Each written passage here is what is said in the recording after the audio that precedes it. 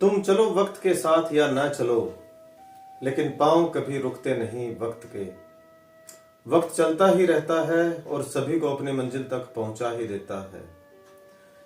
क्या कहता है यह समय धनु राशि वाले मित्रों के लिए, आज के वीडियो में बात करेंगे। कैसा रहेगा साल 2025 धनु राशि का, विस्तार से बताऊंगा। आपके तमाम प्रश्नों के जवाब, जैसे व्यापार, प्रेम, संतान, स्वास्थ्य, इन सब के बारे में पूरी डिटेल से बात करूंगा। लेकिन आपको समझने की कोशिश करनी है और ध्यान होना चाहिए आपका चार्ट की तरफ। यह चार्ट आपका 2025 का है, जब जनवरी 2025 शुरू हुई है, और हमारा यह प्रोग्राम चंद्र राशि पर आधारित है। यदि कोई मित्र अपनी जन्म पत्रिका बनवाना चाहे या जन्म पत्रिका विश्लेषण करवाना चाहे तो सशुल्क बात कर सकते हैं। नंबर हमारा स्क्रीन पर और डिस्क्रिप्शन बॉक्स में दिया होता है। नमस्कार दोस्तों, मैं हूं ज्योतिष आचार्य डॉक्टर नारायण, वास्तु विशेषज्ञ और ध्यान गुरु। आप सभी मित्रों का हार्दिक अभिनंदन है आपके अपने YouTube channel Narayana astro world में। सबसे पहले आपको नए साल की बहुत बहुत शुभकामनाएं धनु राशि वाले मित्रों को और अन्य दर्शकों को। ईश्वर आपके जीवन में उमंगे, खुशियां और उन्नति के नए अवसर लेके आए, ऐसी मेरी प्रार्थना है। धनु राशि आपकी 9वीं राशि है और आपके स्वामी बनते हैं बृहस्पति ग्रह। देवगुरु बृहस्पति आपके 6ठे घर में है और 8वें घर में है मंगल ग्रह। राहु ग्रह बैठे हैं 4थे घर में और 10वें घर में बैठे हैं केतु ग्रह। भगवान सूर्य देव ग्रहों के राजा बैठे हैं लगन में और 12वें घर में बैठे हैं बुध ग्रह। भगवान शनि देव और शुक्र ग्रह बैठे हैं कुंभ राशि में, यानी 3रे घर में, और 4थे घर में बैठे हैं राहु ग्रह। ग्रहों का परिवर्तन 30 मार्च 2025 को भगवान शनि देव आ जाएंगे मीन राशि में। अभी कुंभ राशि में यहाँ पे है 2रे घर में, फिर मीन राशि में यहाँ पे आ जाएंगे। और 15 मई को ही बृहस्पति ग्रह आ जाएंगे मिथुन राशि में। बृहस्पति ग्रह यहाँ बैठे हैं अभी, अब फिर यहाँ आ जाएंगे। 18 मई को राहु ग्रह कुंभ राशि में आ जाएंगे, अभी यहाँ है तो फिर यहाँ पहुंच जाएंगे, और केतु ग्रह यहाँ से यहाँ आ जाएंगे। क्या कहता है राशियों का परिवर्तन? यह साल आपके लिए विशेष ही नहीं है, बल्कि बहुत बहुत विशेष है धनु राशि वाले मित्रों के लिए, क्योंकि इसी साल 30 मार्च को आपको ढैया भी शुरू होने वाली है। इस बारे में हम बाद में बात करेंगे और अन्य ग्रहों के बारे में भी बाद में बात करेंगे। अंत में हम बात करेंगे अचूक उपायों पर। लेकिन सबसे पहले बात करते हैं देवगुरु बृहस्पति की, जो आपको अधिक से अधिक लाभ देंगे। फिलहाल आप चार्ट पर ध्यान दीजिए। देवगुरु बृहस्पति आपके 6ठे घर में है और 6ठा घर में देवगुरु बृहस्पति ज्यादा अच्छे नहीं माने गए, क्योंकि 6ठा घर होता है ऋण, रोग और शत्रु का। तो यहाँ पर किसी न किसी तरीके से शत्रुओं को, ऋण को और रोग को बढ़ावा मिलेगा। लेकिन 15 मई से पहले पहले, जब तक देवगुरु बृहस्पति बदलते नहीं, हो सकता है 2024 में भी आपका यही कार्यक्रम ऐसे चलता रहा हो, ऋण, रोग, शत्रु के बारे में। लेकिन जब देवगुरु बृहस्पति 15 मई को बदल जाएंगे, उसके बाद इन सब बातों में कमी आएगी। अब देखिए, ऋण में हो सकता है आपने कोई लोन अप्लाई किया हुआ हो, या फिर आपको अर्जेंट नीड पड़ जाए तो आपको कहीं प्राइवेट या सरकारी कोई लोन लेना पड़ जाए। ऐसी सिचुएशन यहाँ पे दिखाई दे रही है अभी 15 मई से पहले। और शत्रु भी, छोटे मोटे शत्रु, चाहे पॉलिटिक्स के शत्रु हो या आपके जहां काम करते हो वहां आपके टांग खींचने वाले कुछ हो, चुगलखोरी करने वाले कुछ हो, ज्यादा बढ़ेंगे। और रोग की बात भी करते हैं तो भी यहाँ पे पेट से रिलेटेड जो रोग है, चाहे गैस्ट्रिक प्रॉब्लम हो या SGPT, SGOT बढ़ जाना हो, या फिर शुगर से संबंधित कोई दिक्कत हो, या फिर मोटापा बढ़ना हो, ऐसी कुछ परेशानियां यहाँ रह सकती है 15 मई से पहले पहले। लेकिन देवगुरु बृहस्पति आपके 4th लॉर्ड भी हैं और 7th लॉर्ड भी हैं। तो जो मैंने आपको ऋण, रोग, शत्रु की बात बताई है, उसके अलावा कुछ लाभ भी देंगे। देखिए, ऋण लेना पड़ सकता है, हो सकता है आपको पार्टनरशिप में कोई काम करना हो, इसलिए आपको ऋण लेना पड़ जाए। हो सकता है आप प्रॉपर्टी में इन्वेस्टमेंट करें तो आपको ऋण लेना पड़ जाए, और अपने व्यापार को बढ़ाने के लिए ही, लेकिन शुभ कामों के लिए ही आपको ऋण लेना पड़ेगा। यहाँ पे किसी गलत कार्य के लिए आपको कर्ज लेने की आवश्यकता नहीं पड़ेगी, क्योंकि बृहस्पति ग्रह आपके 7th लॉर्ड है।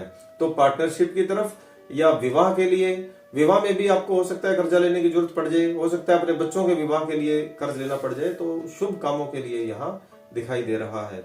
4th लॉर्ड है तो यहाँ माता से आपके संबंध सुधरेंगे और माता के जो स्वास्थ्य पर कुछ खर्चे चल रहे थे, कुछ दवाइयां चल रही थी, वह यहाँ बंद हो जाएगी और आपको इन बातों से लाभ ही मिलेगा। तो जो नेगेटिव बात बताते हैं उसका भी फायदा यह है कि हमें थोड़ा सा अनुमान लग जाता है कि कैसा समय रहने वाला है, तो हम सचेत हो जाते हैं, हम कुछ उपाय कर लेते हैं या अपने आप को हम उस तरीके से मजबूत कर लेते हैं, इसलिए ही यह बात बतानी जरूरी हो जाती है। अब मैं ना तो पॉजिटिव बात कर रहा हूं ना ही नेगेटिव बात कर रहा हूं, मैं तो जो मुझे समझ आ रहा है यहाँ वही बता रहा हूं, क्योंकि जो सच है वो सच है। अब 7th हाउस में जब देवगुरु बृहस्पति आ जाएंगे 15 मई 2025 को, तब दृष्टि होगी 1st हाउस पर, 3rd हाउस पर और 11th हाउस पर। जो मैंने आपको बताया है कि 6ठे हाउस में ऋण, रोग और शत्रु से रिलेटेड प्रॉब्लम है, तो 7वें घर में आते ही वह समस्याएं कम हो जाएगी, उन शत्रुओं में कुछ कमी आ जाएगी और ऋण के लिए यहाँ पे आपका व्यापार बढ़ जाएगा, तो आपको ऋण लेने की जरूरत नहीं पड़ने वाली। यदि आप 15 मई तक का समय आप बिता देते हो बिना ऋण लिए ही, तो उसके बाद जो संभावनाएं हैं वो ना के बराबर है। अब दृष्टि पड़ेगी 1st हाउस पर, यहां पड़ेगी जहां भगवान सूर्य देव बैठे हैं। 1st हाउस होता है नेचर का, बिहेवियर का, तो यहाँ आपके नेचर में बदलाव आना स्वाभाविक है। आपको ज्ञान की प्राप्ति होगी, क्योंकि बृहस्पति ग्रह की दृष्टि जहां भी पड़ती है ना, वहां समझ लो ज्ञान पहले मिलेगा आपको। और दूसरा भगवान सूर्य देव ये ग्रहों के राजा है, तो यहाँ भी आपको सूर्य देव से लाभ ही मिलेगा। और जो बृहस्पति ग्रह की दृष्टि पड़ेगी तो आपकी जो प्रेजेंटेशन है, आपको अपने आप को प्रेजेंट करना है पब्लिक में, कुछ नया काम शुरू करना चाहते हैं, आपके कॉन्फिडेंस लेवल में, इन सब बातों में यहाँ बढ़ोतरी मिलेगी। सूर्य जब नाम आ गया ना, तो सूर्य का नाम ही कॉन्फिडेंस है। 11th हाउस में और 3rd हाउस में जो बृहस्पति ग्रह की दृष्टि पड़ेगी, उसका भी सीधा साधा अर्थ है कि व्यापार में बढ़ोतरी होना।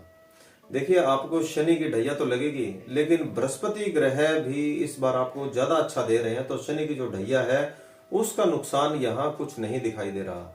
मतलब थोड़ा स्ट्रगल बढ़ेगा, बात करेंगे इस बारे में, लेकिन बृहस्पति ग्रह की जो दृष्टि 3rd हाउस पे और 11th हाउस पे, उससे आपके व्यापार में लाभ होगा, क्योंकि 3rd हाउस में पहले शुक्र देवता बैठे हैं। 11th हाउस में दृष्टि पड़ेगी तो भाग्य के लिए यह शुभ माना गया है। आपकी व्यापार संबंधी कुछ यात्राएं भी हो सकती है, और आपका ऑनलाइन काम है, डिजिटली काम है, आप प्रॉपर्टी का काम करते हैं, आप कोर्ट में काम करते हैं, इन सब बातों में यहाँ आपका जो समय है वह स्मूथली और अच्छा बीतने वाला है।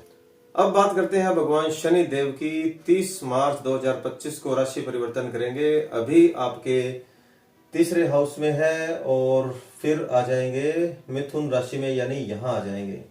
3रे हाउस में जो शनि है, उन्होंने आपको ऑनलाइन काम में ज्यादा सपोर्ट किया है।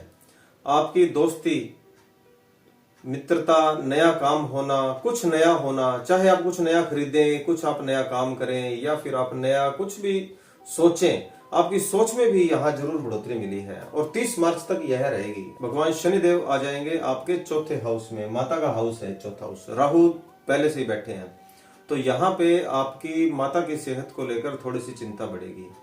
और ढैया जब लगेगी तो आपको सोचने से रिलेटेड ही कुछ बातों में चेंज मिलेगा। आप सोचेंगे जरूर, चाहे आपको घर परिवार के लिए कुछ चिंता हो जाए, थोड़ी एंजाइटी रहने लग जाए, तो थोड़ी सी काम में डिस्टरबेंस यहाँ दिखाई दे रही है।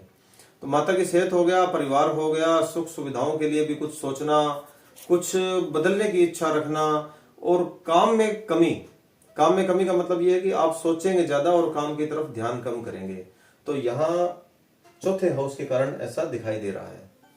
तो प्रॉपर्टी के लिए भी यदि आप कुछ सोच रहे हैं तो यहाँ पे आपको सपोर्ट मिलेगा, क्योंकि शनि देवता होते हैं वह प्रॉपर्टी के लिए शुभ संकेत देते हैं। एक बात और है, यहाँ आपकी मेहनत बढ़ेगी, चिंता बढ़ेगी, सोच बढ़ेगी, लेकिन आपको आइडिया बहुत ज्यादा आएंगे। अब दृष्टि पड़ेगी 10वें घर पे भी।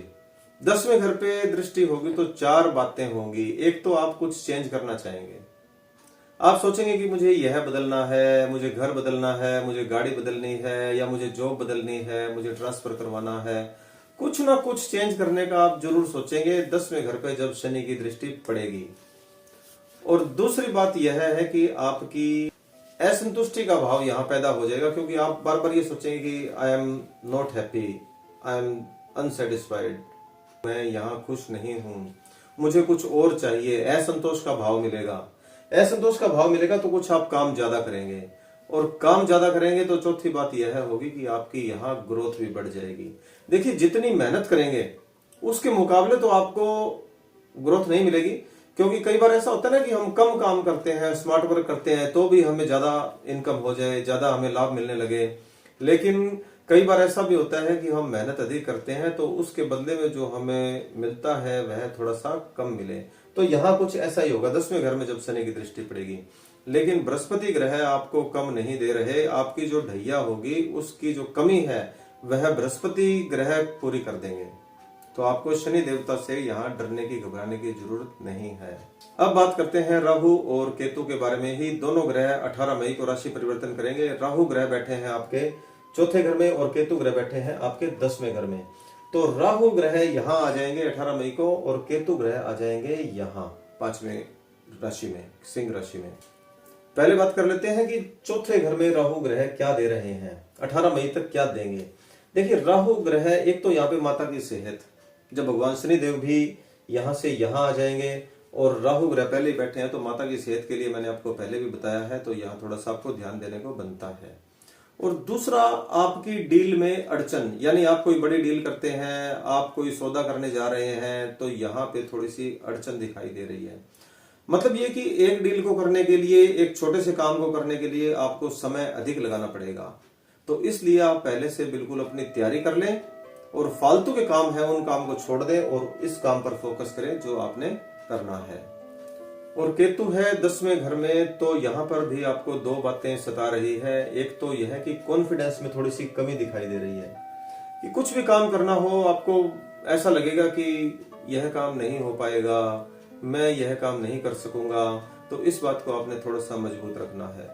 दूसरा, जो अननेसेसरी की यात्राएं हैं, चाहे वो धार्मिक यात्राएं हो, जैसे आपका काम का समय है लेकिन फिर भी आप यात्राओं की तरफ मुड़ गए, इस बारे में यहाँ पे आपको थोड़ा सा अलर्ट होना पड़ेगा। और जब राहु ग्रह आ जाएंगे यहाँ पे तीसरे हाउस में, तब आपका काम ज्यादा अच्छा चलेगा। 18 मई के बाद राहु आपको ज्यादा सहयोग करेंगे। आपका ऑनलाइन काम है वह चल पड़ेगा, डिजिटली काम है वह ज्यादा अच्छा रहेगा। आपका ट्रेवलिंग का काम है, ट्रेवल एजेंसी है आपकी, आप गाइड हैं, खुद यात्राएं करते हैं, या यात्रा में कुछ आपका बिजनेस का ज्यादा टूर लगते हैं, तो वह यहाँ ज्यादा रहेंगे, ज्यादा अच्छा रहेगा। इसके अलावा जो आपका नेटवर्किंग का काम है या फिर आपने अपना एक ग्रुप बनाया हुआ है, आप टीम वर्क करते हैं, तो भी वह राहु के कारण, तीसरे हाउस में आने के कारण वह ज्यादा अच्छा रहेगा। केतु जब आ जाएंगे सिंह राशि में, तब ट्रेवलिंग का काम में इंप्रूवमेंट आएगी, आपको साहसी बनाएंगे, चालाक बनाएंगे और धार्मिकता की तरफ भी आपको मोड़ेंगे, यानी आप धार्मिक भी रहेंगे और साथ में अपने व्यापार पर भी ध्यान देंगे। एक बैलेंस बन जाएगा यहाँ पे। वैसे मोटा मोटी तौर पे अगर बिजनेस की बात करते हैं तो जो शनि से रिलेटेड काम है उनमें कोई ज्यादा मुझे बढ़ावा नहीं दिखाई दे रहा और कमी भी ज्यादा नहीं दिखाई दे रही। लेकिन जो ऑनलाइन काम है, ट्रेवलिंग का काम है और भूमि का काम है, प्रॉपर्टी का काम है, ट्रेवल एजेंसी का काम है, कोर्ट कचहरी का काम है या फिर यात्राओं का काम है, इन सब कामों में आपको लाभ मिलेगा। सोने चांदी का काम और कपड़े के काम में मुझे 2025 के साल में धनु राशि वाले मित्रों के लिए बहुत कमी दिखाई दे रही है, तो वे थोड़ा सा अपने आप को मैनेज करके चलें। अब बात करते हैं अचूक उपाय की। शनि का बीज मंत्र जाप करना है, ओम प्राम प्रीम प्रोम सै शनिश्चराय नमः। और देवगुरु बृहस्पति का बीज मंत्र जाप करना है, ओम ग्राम ग्रीम ग्रोम सै गुरुवे नमः। हनुमान चालीसा का पाठ आपने हर रोज करना है, सुबह शाम करें तो भी अच्छा रहेगा। और शनिवार के दिन जानवरों को भोजन करवाना है, सूर्य भगवान को हर रोज प्रणाम करना है। एक मित्र ने कहा था कि आप वीडियो में मंत्र लिख दिया करें ताकि कुछ गलती ना हो, तो मैं आपको बता दूं कि डिस्क्रिप्शन बॉक्स में मैं आगे से मेंशन कर दिया करूंगा। आज की वीडियो में हम इतनी ही बात करेंगे। कैसी लगी आपको यह वीडियो, कमेंट में आप जरूर बताइएगा। यदि वीडियो पसंद आया है तो बने रहिए हमारे साथ और कमेंट में लिख दीजिए जय जय नमो नारायण जी, जय शनिदेव, जय बजरंगबली।